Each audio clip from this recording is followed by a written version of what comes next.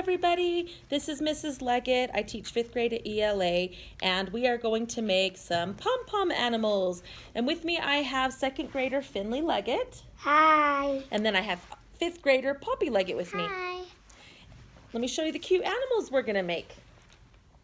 Now, if you don't already have, I was hoping you already had some of this stuff at home. If you don't, then I'm going to show you how you can also make pom-poms using yarn. Okay, it takes some practice though, but I'll show you how to do it. So today we've already made a couple of animals. I'm going to show them to you in a minute, but I am going to also make this little mouse. So what you would need is a white pom-pom. You need either 2 little black beads, or you can be creative and use felt and just color white felt or white cardstock paper.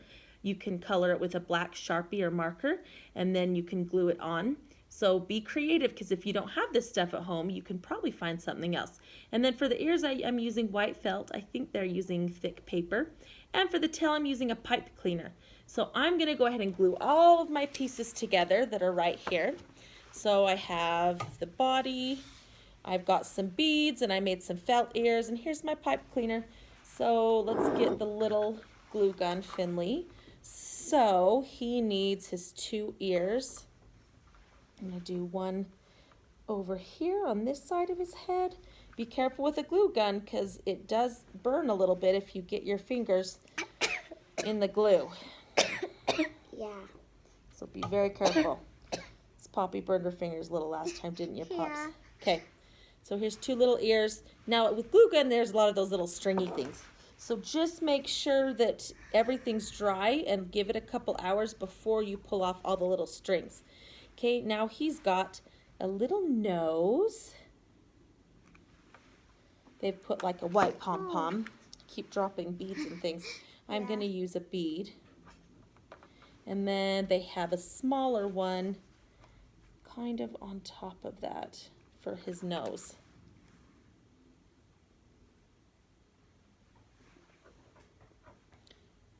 Got a lot of glue there. Oops. So that's what he looks like so far. He almost looks like he could be a little bear too, couldn't he? Like, or a polar bear. So then I'm going to do 2 little black beads for eyes. One there. And to make these cute, I'll show you where they've put the eyes. Because they don't do them really high up on the face. They kind of do them to the side. I'll show you a little bit. See, look at the picture, how they do that, where they glue the black beads. And again, you can use black paper, or you can color felt black if you don't have little beads, or I'll show you our other animals. We also used googly eyes and buttons. So here's what he looks like. Now in the book it says for animals that have little rosy cheeks, you just use a pink marker. So we're going to make his adorable little cheeks. We're going to just color some pink right here. Kind of hard to do without getting it everywhere. And a little bit on that side. See, and that makes him look a little bit more like a mouse than, see? Oh, you're so cute. Oh. Now with his tail, his pipe cleaner, you can make it as long or as curly as you want using your finger. Probably I might not even want mine that long. So I'm gonna cut it, and then I'll just do this part. My fingers are, that's from coloring, using my Sharpie to color things black. So now he just needs his tail, so it can kind of be up like that. Yep, so I'm going to just... Oh, maybe curve it a bit, like... Yeah, we can, and the great thing with pipe cleaners is you can kind of curve it how you want, right? So, ta-da! Cute, huh? So cute. Now, if you wanted to make a bigger animal, you could use a couple of pom-poms to make different parts of the body, like little feet, little paws. Let me show you the other animals that we did, and I'll show you the page, and you can pause it if you want. And on the page, it will show you what shapes to cut out. So here is my little froggy frog. I need to cut down his eyes a little bit. Now for his eyes, I had to use buttons. And then Poppy made her little pink bunny, little lop-eared bunny. That's when I burnt my fingers. We used 2 little white pom-poms here, and I made a black heart for felt for her nose, 2 tiny black pom-poms for eyes. Okay, and then Finley made a little fish. He used googly eyes, and we made a mouth out of felt, and we cut fins out of orange felt too. And what else did you make? Also we got a jar and we put pebbles, and maybe if you want you can have seashells. I put a seashell in here, and it's for the fish, so it looks like he is in a fishbowl. Yeah, made his own little fishbowl aquarium, huh? So cute.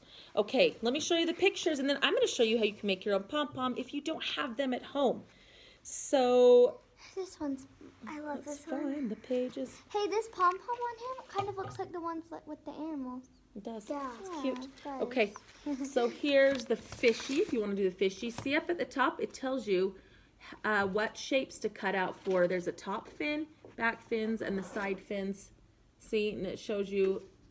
Now they've also put little bits of white in him, so he looks like Nemo. You could add black stripes probably too. And then we also did, let me find the page that has the little froggy and the little bunny. Here it is. So here's the bunny. If you want to make the bunny for Easter, you could do the bunny any color you want.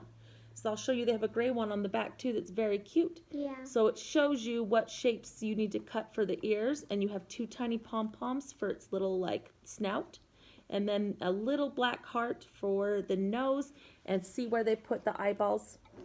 Okay, and here is Froggy. So pause it if you need to see what shapes you need to cut out. Very cute. Now you could also make, see on the back here, they have a gray bunny. You could make it look like that too. And they made little hands and put another pom-pom on the bottom for a body.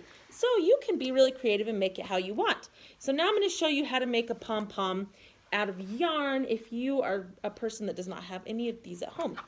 So first off, I'm going to just cut a little length of yarn first, and you need, ta-da!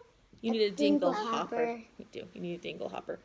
So first, I'm going to put this one through a couple of the tines in the middle of the fork. It only has 3 because it. Yeah, this is a weird fork. It only has Yeah, 3 tines. yeah. Some of them have 4. So see, it's just going to hang out the front and the back. Then I'm just going to take the end here, and I'm going to hold this, and I'm just going to start wrapping a ton of yarn around the fork, keeping these 2 out. See? Now, obviously, the more that you do, the puffier your animal's going to be, but this might take you a few tries because it's kind of hard to tie. But if you did a really wide fork, if you have a wide fork, that might work better because then tying in the middle might be a little bit easier. So I'm going to go a little bit longer, make it a little bit thicker. Okay. There's another way to do it, and I'm sure if you searched it in YouTube, you could find the other way to do it where it takes 2 cardboard circles, and that might even be a bit easier. Cut the end. See, it looks like I've got spaghetti on my fork, huh? Yum. Okay, I'm just going to tuck that end in over here. Okay. Ooh! Oh. Almost ruined it there, but it's okay. So you have to tie, so I have these 2 that were hanging over the tines. You have to tie the middle together before you tie it around like this. Take the back one over around, and you've got to tie him before you take it off.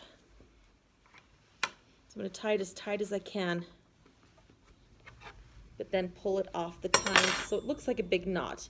But I'm going to tie those 2 ends that I just pulled together as tight as possible, because you'll find out when you try this that if you don't tie them really tight, then everything will just come out at the end, which is not what you want. And then I'm going to go back around, see,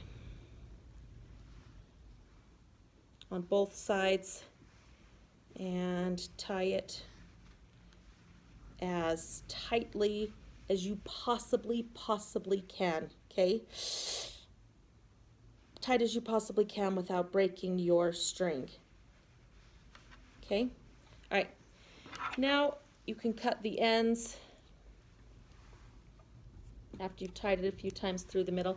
Now all the loopy bits, that's where you're gonna cut all those loopy pieces because all your spaghetti that you had over the fork, because those are your fluffy ends that are gonna make your pom-pom. See, I've started to cut them, and then do the other side. I still haven't been able to do this and do the middle very tight. So hopefully you after a couple times can get it too. So you have to kind of work with it, because see, I've got a few ends that didn't work very well, and then you might have to shape it, because right now it just looks like a bunch of really uneven pieces. But I can shape it, and I can make it look like an adorable little white pom-pom that you could use for your own mouth. And actually, these ones are so cute when they're finished. So there's a way you can make it yourself if you don't have them at home, okay?